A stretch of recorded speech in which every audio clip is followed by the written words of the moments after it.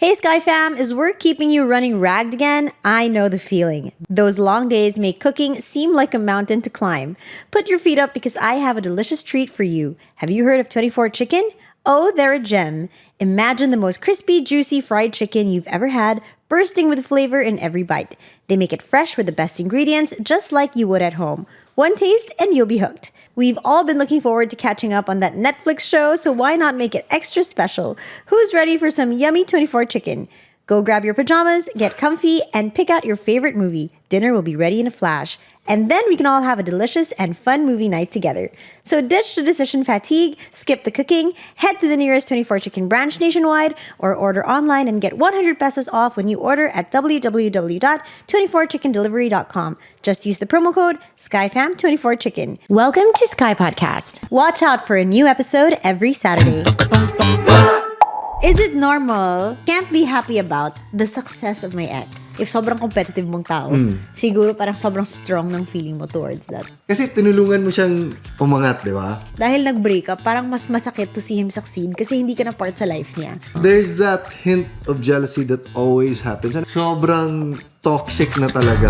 Okay, so we have a letter from the sky today. Is it normal? Okay if I'm not. Can't be happy about the success of my ex. Or that I don't want him to be happy. I usually listen to your podcast before I sleep because your voices help me fall asleep. Salamat. Okay. Today. Okay, I'll talk in that way.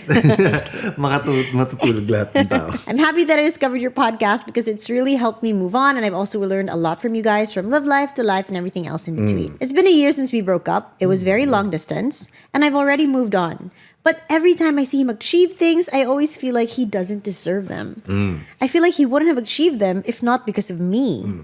When we met, he was a lost boy. He didn't know what he wanted to do with his life. He wasn't close with his family. He didn't know anything about life. And it was actually the reason why I liked him, because I wanted to fix him. I realized this is a toxic trait about me, but I've already learned about it. After I fixed or helped him, he left me. I felt betrayed. Iniwan sa ere. His reason was that he needed time and space for himself. He wanted to focus on himself and na-turn off siya the last time we were together. But you know what? Even when we were together, he had his time and space for himself naman. Sometimes I see that he's doing fine and he's achieved some of his dreams and I feel like he doesn't deserve them because of what he did to me. I think. I don't know. Is it bad to think or feel this? I want to stop thinking about it. Does it mean that I haven't really moved on? Is it because he's achieved things that I haven't? Is it jealousy? P.S.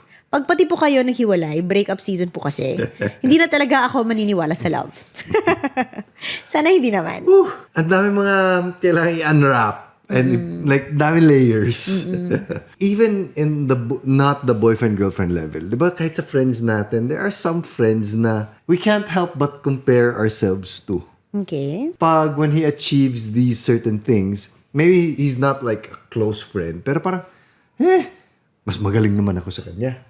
May ganong friend ka, love? Hindi, parang, just like, imagine scrolling through Instagram and you'll have these, hindi naman sobrang bigat, but you have this thought na, bakit kaya nanalo siya ng ganitong award? Hindi naman siya ganun kagaling. Or kaya ko din naman yan. Oo. Ganon. All these other aspects, like, successful lang yan kasi naswertehan. Or, successful lang yan kasi tinulungan ni ano.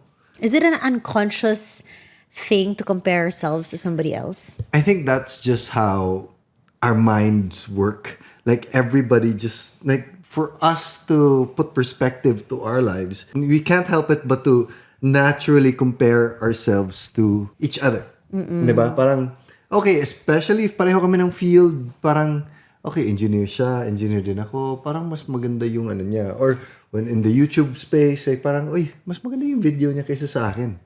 I feel like yes, that's correct. But siguro varying yung levels of comparison or yung bigat ng comparison. Like, if sobrang competitive mong tao, siguro parang sobrang strong ng feeling mo towards that. Yes. Pero pag chill ka lang, meron pa rin. I feel like meron pa rin. Especially with today's social media, di ba, nakikita mo lahat. Yes. Oo. Especially pag ikaw yung reason on why they're successful, tapos natabunan ka. This hasn't happened, but let's say, for example, may tinrain kang protege. Oh, this is how... Pag simula pa kasi, pag maliit pa siya na piso. By the way, he's starting out, parang gusto mo siyang, tulungan kita. But pag umabot siya ng isang certain level of success, na parang, wait, parang mas magaling na siya sa akin. There's that hint of jealousy that always happens. And I feel like this is very, very normal. I watched a YouTube video, si Alex Hormozy. At the time, nag-work pa siya for a gym. And then sabi niya, when you say your ambitions outright, na parang, okay, next I want to be a manager of the gym. The next, I want to own the gym. Parang ganyan. Along the way, people want to like help you out. Pag simula ka pa, go man, go. Oh, kaya mo yan. Pagdating mo ng certain level of success daw, those same people who rooted you on or him on, parang nagbago na, wow, boss ka na. Hindi ka na ma-reach. May mga ganyan na mga, nagbabago yung sentiment. Yes. So, sabi niya, it's just really a fact of human nature. Especially because these people were the ones egging him on to succeed. Parang that's why it's kind of weird. And I feel like it's because like the beginning when he's still trying to get there, it's a very community thing. Like you're one of us and we're pushing you to succeed. But once you get out of that group and pumasok ka na sa bagong group, hindi ka na one of us. Hindi ka na part sa community. Nag-level up ka na. So parang hindi ka na ma-reach. Ganun yung feeling. Yes. Parang nawala yung status quo. Parang the hierarchy levels of that group parang nagbabago, I think. I've had also people like help me out and parang very, very same example na parang si Slater na-achieve na niya to. Ako naman nagturo niyan. Oh yeah! May mga ganyan, I remember diba? that person. There are these things na it does happen and I feel like sa atin din, nangyayari din yun most likely from time to time if ever na parang I can see it happening na pwedeng mangyari din sa akin na there's just this bahid of jealousy from kasi tinulungan mo siyang umangat, di ba? Pero hindi ka na part ng success niya ngayon. Oo, yung parang pag-angat niya, ang grabe yung constant communication, yung tingin niya sa'yo, ikaw yung mas marunong. And then umabot sa point na natabunan ka na. It's even in the book na ni Robert Greene, 48 Laws of Power. Sabi niya, do not outshine the master. I feel like if you were to keep the master with you throughout your journey, even though you have kind of surpassed this level of expertise, then it would be less.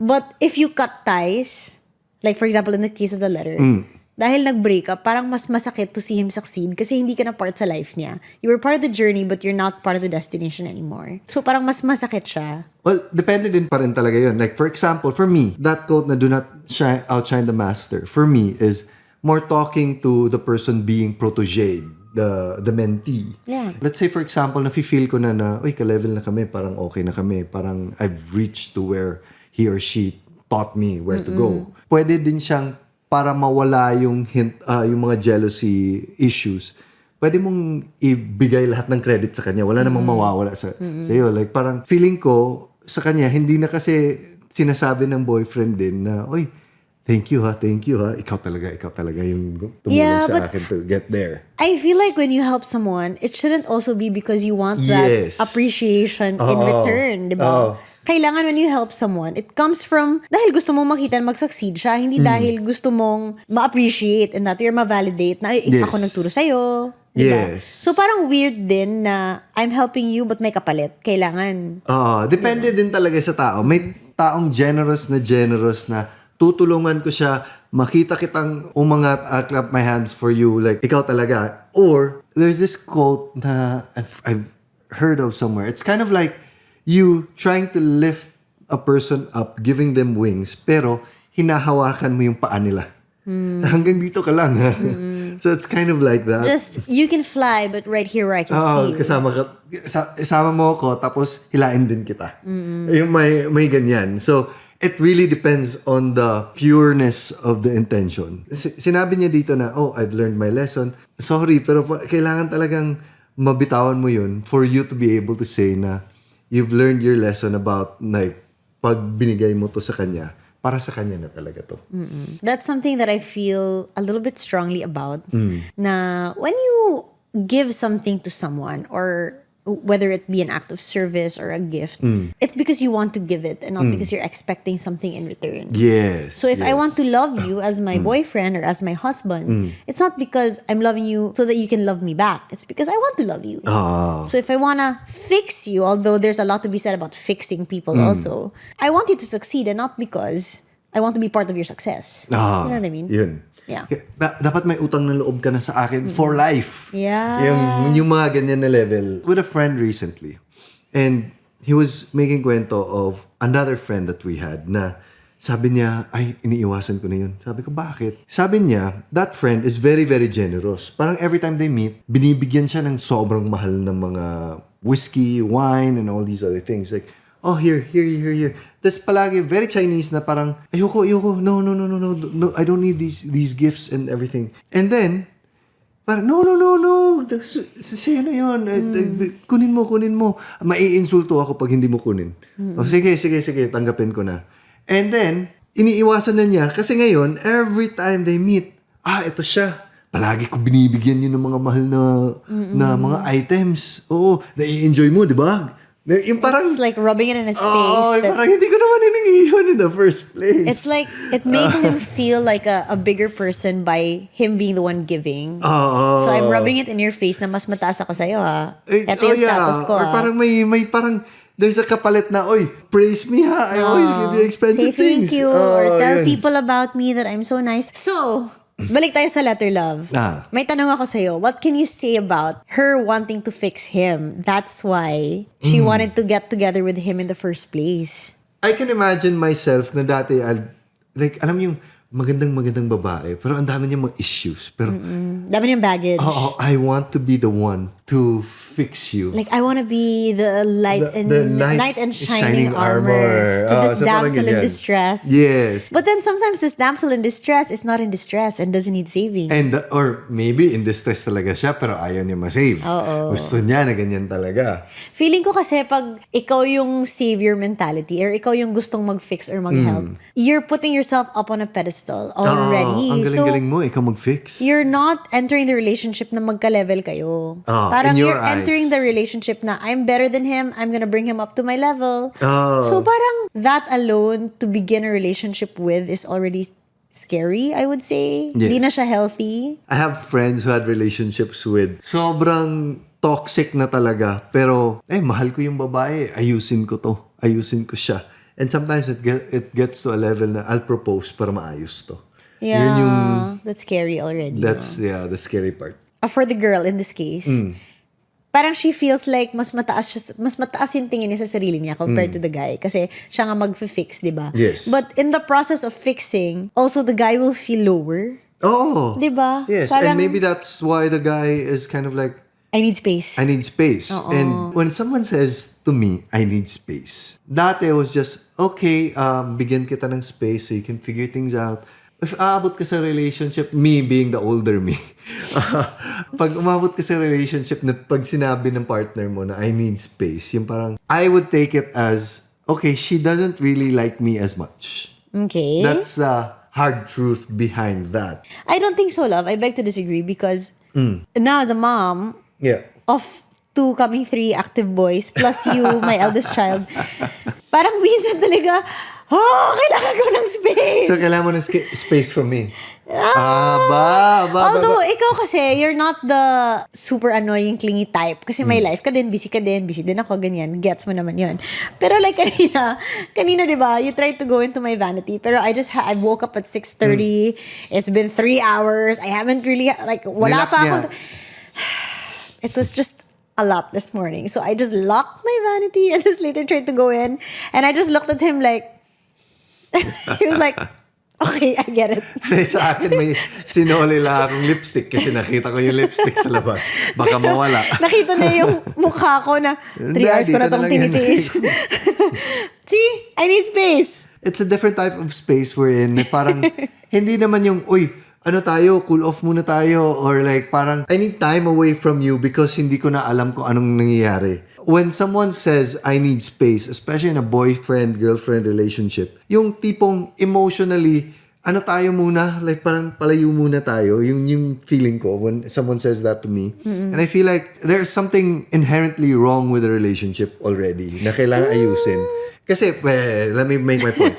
Like for example, if the guy is super clingy na sinabi mong, I need space, yung ang daming kailangan ayusin dyan. Like, the guy needs to fix himself because super clingy siya. The girl also, baka hindi niya na-appreciate yung guy being clingy na parang yung guy, gusto niya, oh, love kita eh, dapat magkasama tayo palagi. So, just that conversation with, I need space. There's a lot to unravel there. I just wanted to say that, sometimes when somebody asks for space, because I ask for space a lot, I feel the need to defend Explain myself. yourself. Okay. And just maybe somebody else is listening to this and can relate to what I'm about to say. Sometimes when you say you need space, it doesn't necessarily have anything to do with the partner also. Like, maybe there's just so much going on in your life. Maybe you're living in a place with toxic people around you and you just need to be alone. Like, not na ayaw mo yung partner mo, but parang you just can't deal right now. Parang just give me time to be by myself. I don't think it has anything to do with the relationship necessarily. But it could also mean, obviously, na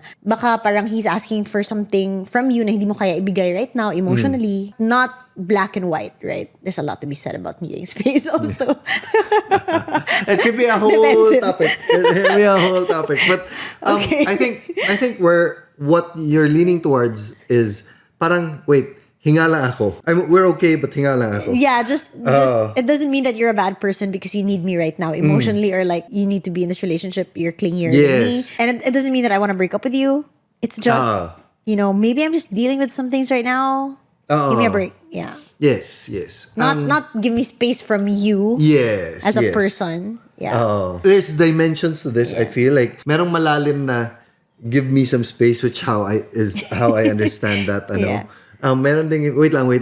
Let me just figure it out on my own and then parang balik tayo sa wherever we're at. But it's not. I think sakto. It's not an emotional give me distance na dyan ka lang, malayo ka. I need to figure things out for myself. Parang ganyan. Iba din yung give me a little bit of time, like parang like I'm just feeling a little bit overwhelmed. Iba din yun.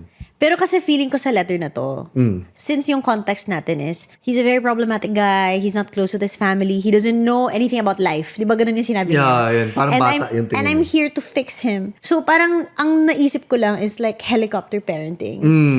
Or very, very strict parents. And I'm sure a lot of people can relate to that.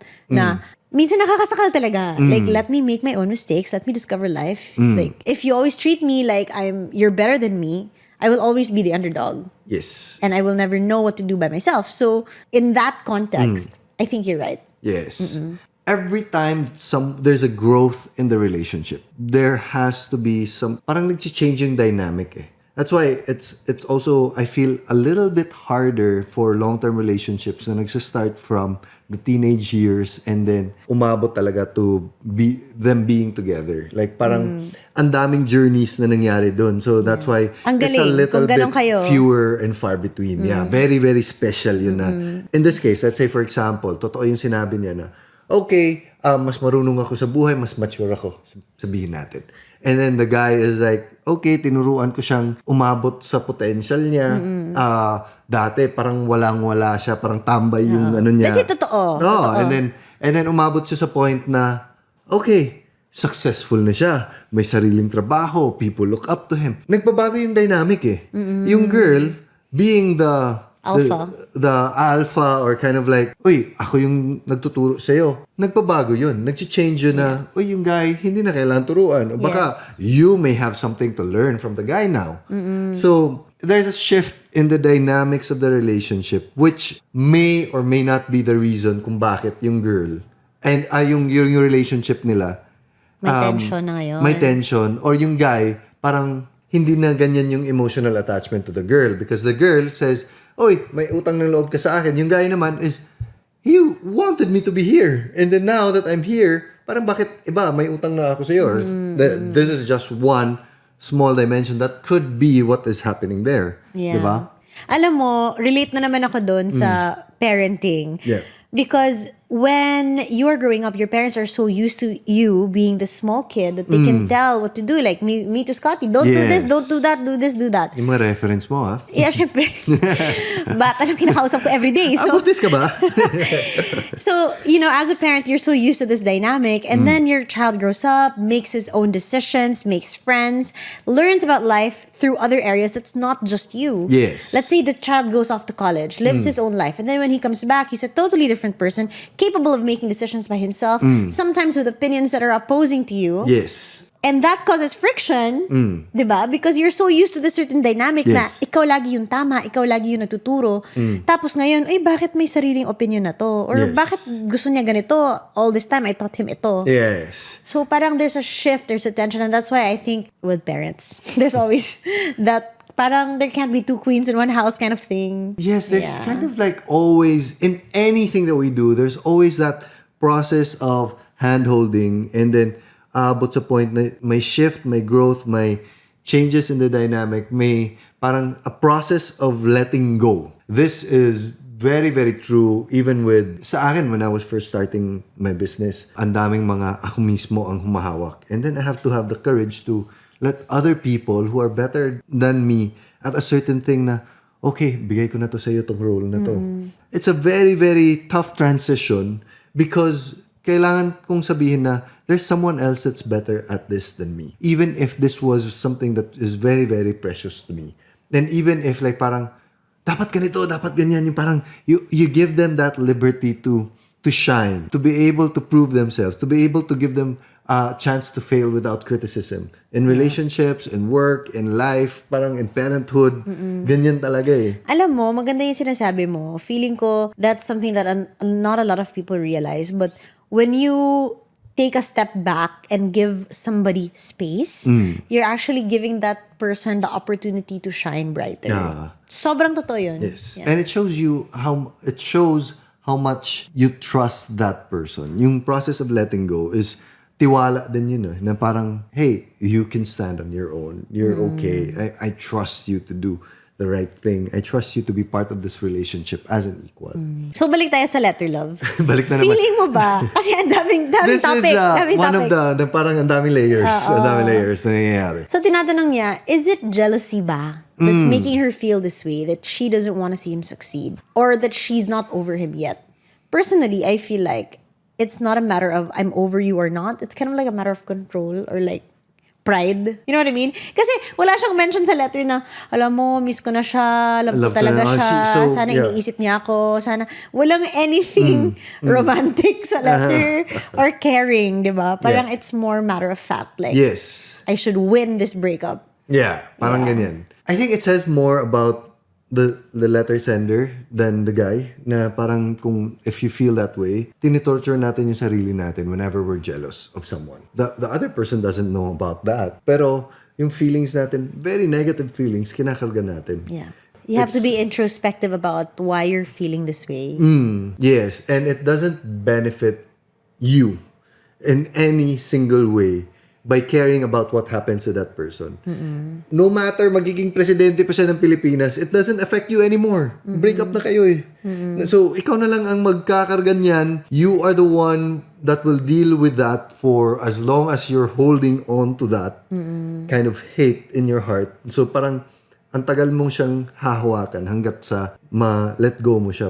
Yeah. It's like you're carrying the burden alone when you don't have to. No one's telling you to. It's gonna make you feel so bad about yourself. Yes. But why? There's no benefit to it. Diba? Oh. I remember my best friend telling me because she was so scared of other people judging her, and then she had so much anxiety in her head, overthinking things. And then her husband told her, alam mo, you're torturing yourself, same as what you Yes. said, love. You're like in this beautiful place abroad, pero you're in this corner here sitting down and crying. And all the people that you're so worried about aren't even thinking about you. They're living their best life. Yes. So what's the point of you crying here when it can't change anything in the present? That means she has spent a lot of time being updated with what is happening to the guy. Because you wouldn't know, ang successful na niya. Ang LDR kayo eh. So meaning he's like out of coverage area. So you're probably stalking on social media and keeping updated, maybe asking friends niya kung anong nangyayari. 'Di ba? Parang pag sinabi mo kasing over na ako sa this person is dumaan na yung relationship natin. It's run its course. What has passed and wala na akong pakialam sa'yo. Wala na akong better word. Pero parang wala na akong I don't care what happens to you anymore. Like, I don't care about your success. A better way would be, I'm happy for your success. Pero parang nasa background na dapat ang tao. Di man na I don't care, but parang hindi na ako ganun ka-affected. Hindi na siya importante. Oo. Like, let's move on. Yes. Yeah. So that is the healthier way of going about it. I feel like what you can do for yourself if you're feeling this way now is to work on yourself and make yourself better, more successful. All of these things, work on yourself. Para hindi ka na laging tumitingin sa success ng iba. Hindi naman siguro better or more successful because once you're putting a race to it. Hindi nga not to look at him. Just focus on yourself na. As cliche as it sounds. Para sa akin talaga, the ultimate way of going around it is out of sight, out of mind. Yung parang, block mo na. Okay, mute mo. Do not give me updates na about this person. When I was going through a tough breakup, I remember telling my friends na, don't give me updates na. Okay na. Kasi slowly, you try to like... Forget. Yung parang nag-diet ka na from that person. Yeah. Parang gusto mo mag-diet pero ang dami mong junk food sa refrigerator. Ang hirap. Ang hirap talaga.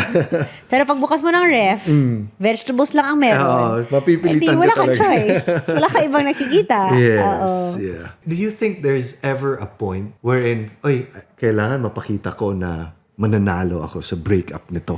You know what is funny? Because there are, high school reunions.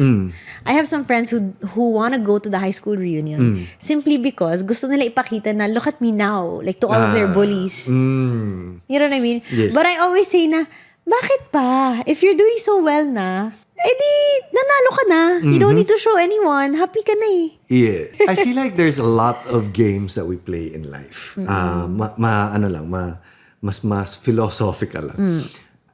It's up to you what game you want to play. Like for example, when I go through yung brother ko mahilig sa gaming, di ba?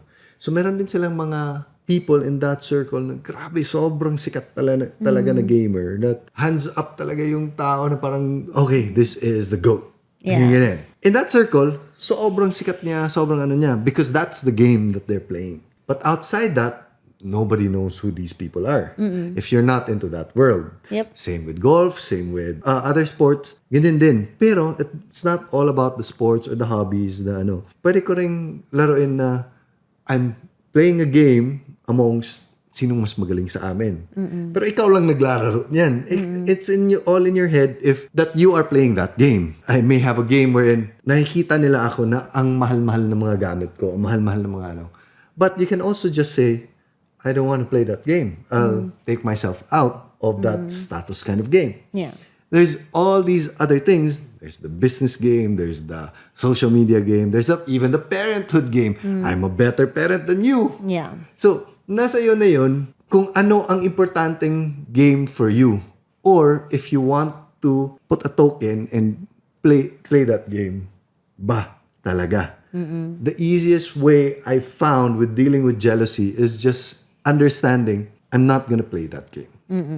Diba? Nung makikita ko na kaibigan ko, grabe, sobrang ganda ng kotse, sabihin natin. And I'll just say, I wish I had that car, and then all these like running thoughts. Like parang, ano kaya imagine ko kung ako may magandang kotse, ganyan. And then I'll kind of like say, bakit nagiging importante sa akin bigla yung kotse na hindi naman ako mahilig sa kotse? Yeah. Because I'm trying to like put my mind at, like playing that game. So wait. I'm not gonna play that game. Yeah. It's not that game is bad. I'm sure if mahilig ka sa kotse, go for it. Diba? If you deserve mo, go for it. But we have to put into context what game is important to us. Yeah. I think that's really important to know what matters to us or what we value. Because other people can judge us based on the game they're playing. Yes. That guy who likes cars can judge you. He's saying, pangit ang kotse mo. Pero depende na sa'yo if ma-affected ka dun or hindi. Yeah. If you're playing the game, syempre ma-affected ka. Gusto mo rin maganda yung kotse mo. Yes. But if you know yourself and you know your values, Yes. sasabihin mo, ang ganda ng kotse mo, yung akin, okay lang, pero okay na sa amin. You're not affected, you're not playing the game, pero okay ka pa rin. Happy ka pa rin. My brother can easily tell me, hindi ka naman marunong magbanga, kaayo ka. Ang banu mo. Ang banu mo sa maglaro ng computer, ang bagal-bagal mo para kang lolo. It wouldn't even like register as an even a insult. little. Yeah, kasi, Okay, yeah, I know. Hindi naman ako naglalaro. Yeah. So, but if gamer ako, importante yun sa akin na parang magagalit talaga ako. So, it really is putting it into perspective kung ano talaga ang what truly matters, what is important to us. Wow. Little Cute is agreeing with you.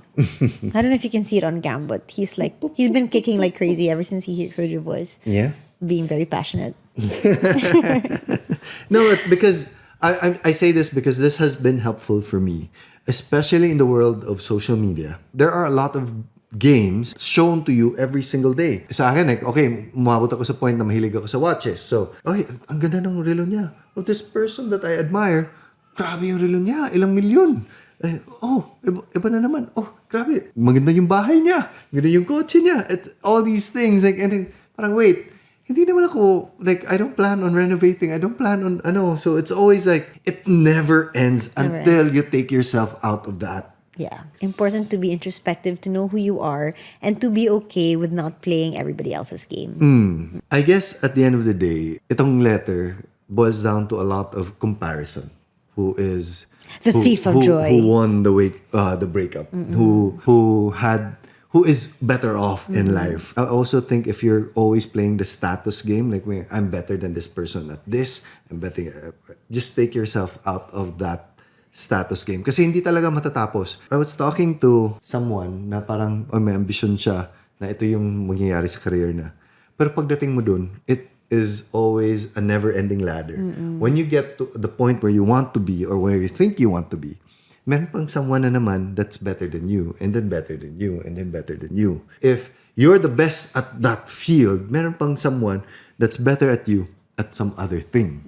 So, hindi talaga siya matatapos. It's all that status game. We have to recognize that na it's not healthy for us. So, and I'm speaking here na parang, I don't want to sound preachy kasi, but this has helped me immensely in just by recognizing, that there is such a thing as I'm playing this game. Parang ganyan. Yeah. Just by recognizing that helps a lot also.